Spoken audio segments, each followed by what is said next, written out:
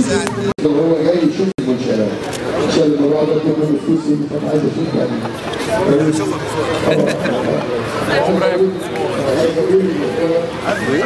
بعمل معايا انا بعمل لان كان في ناس في الزمالك مليارات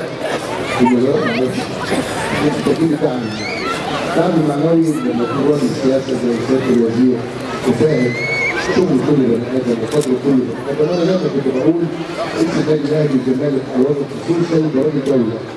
انت يهدي وانت يسرع وانت تشوف يعني الدوله محتاجه ايه. النهارده كتير كمان انت في مشكله كبيره بيننا وبين الاخوه الصحفيين. الانسان وجدت تفاهم انا ما كنتش سبب فيها لان في شكاوى راحه فيه هو شخصيا بناء كمال عامه طلع بناء كمال عامه عن هذه القضايا الاستثنائيه. واحنا كابتن شوبير اعلن بخصوص الصحفيين كنا حضرتك سياده الوزير كان في اجتماع بين الصحفيين الاستاذ محمد شبانه ان الازمه طرت عليه. لا انا الاستاذ شبانه ما كانش طرف وهو مش المفروض يبقى طرف. هو كان الاجتماع بين وزير سياده الوزير وعشان نتعامل بقى على 1 مليون تقريبا يعني ده قلبوا 2 مليون 3 مليون كل يوم. النهارده طبعا لما باخد الزياره اتكلمنا في موضوع ابيض صح بدون تفاصيل متأهلة زي ما انا اتحملت المسؤوليه ان انا قبلت هذه الاوراق اتحمل المسؤوليه المره الثانيه امام النيابه العامه وامام الرئاسه الجديده اللي هي احسن من كل شيء حتى التاريخ وقلنا جميع الصحفيين كل الحكومه هي استثناء حتى اللي احنا مختلفين معاهم.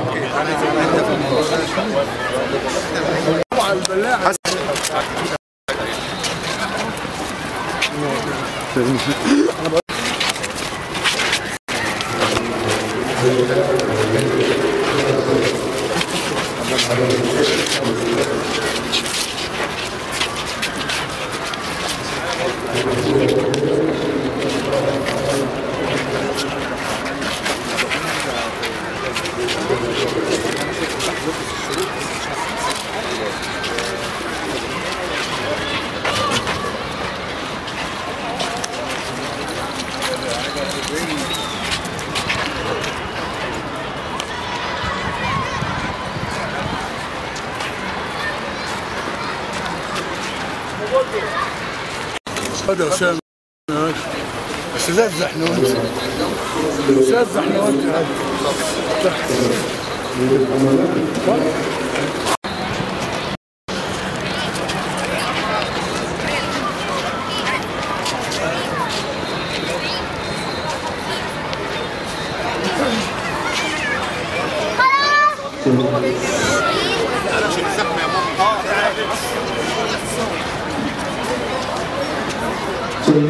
صوري معاه بس لما تهدى بس الوسيله ما يمشيش على جنب يا عم صورت